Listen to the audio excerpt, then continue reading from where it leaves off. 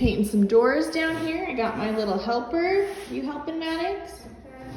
Good job. He's getting the cracks and I'm smoothing it all out. And then we're gonna work on some tile today, aren't we? Well, I am. Okay, we've got the floor cut and almost all ready to go.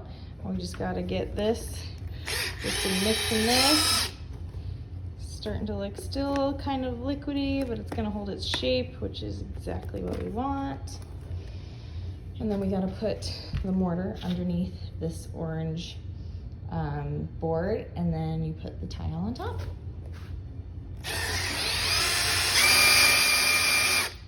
Okay, so I've got this mortar. I've been laying it and flattening it. You can see all that. So you just lay it and flatten it out. And then you take this bad guy, these little grooves in it, and run it across. And that groove is what's gonna help hold everything. Kind of helps it strengthen. Okay. So now I've got all of that. And I just need to lay this on top of it and flatten. I've got this all laid down now.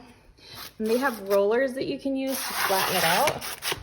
I don't have one of those, so I'm just using my trowel and running it over everything to try and push this down as flat as I can.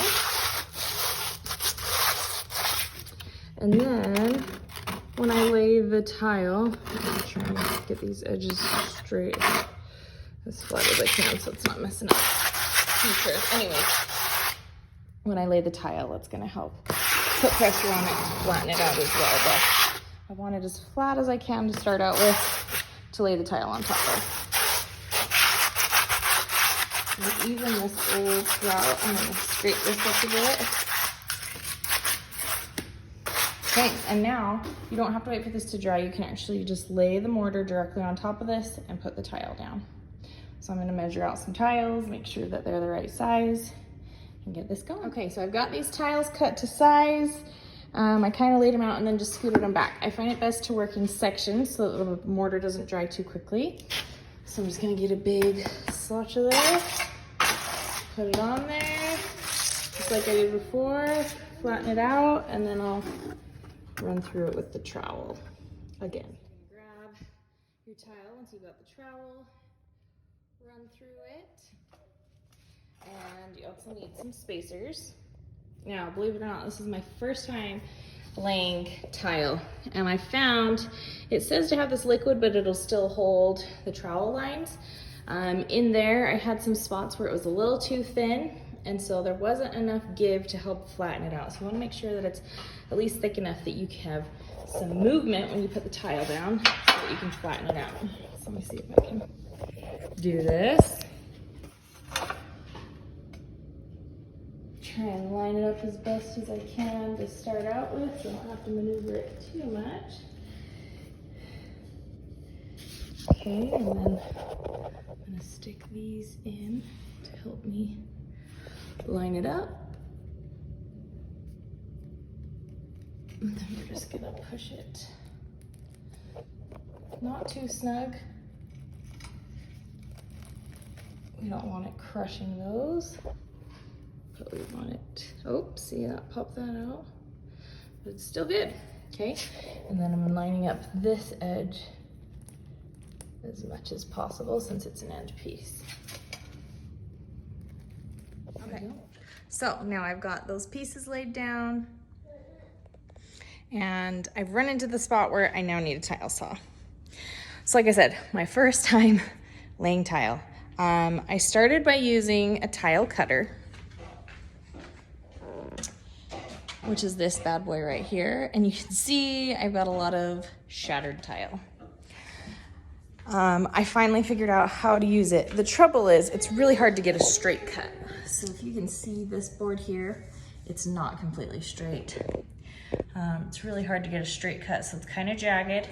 And the mortar will help fill that in a bit so it looks better. But a wet tile saw is gonna make a big difference in being able to get that as flat as possible.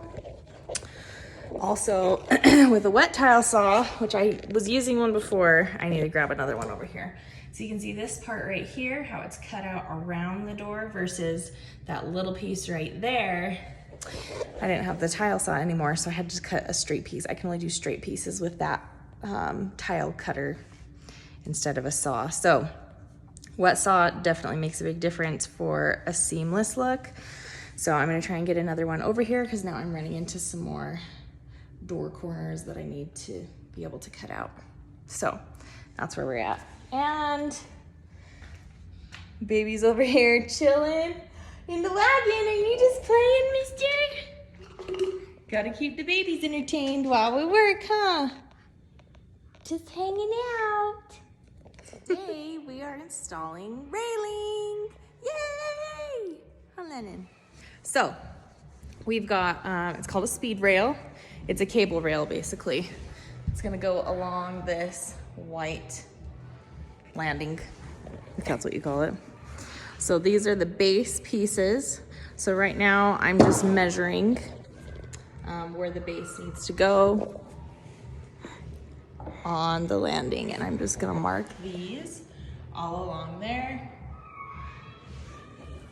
and then install them and put the posts in, and we'll go from there. Okay, so Jessie is working on putting in the corner pieces right here. We're gonna do both ends. So these are the base of the railing. We just put that in and they're tightened with an Allen head wrench. And then you put the posts in them. You can see the railings down there, then they have the cables going through them. So we just measured from the center point here to where the center point will be of the rail down there, and then figured out exactly evenly where they're gonna be spaced, making sure that it still fits with building code. They should, because we've been drinking.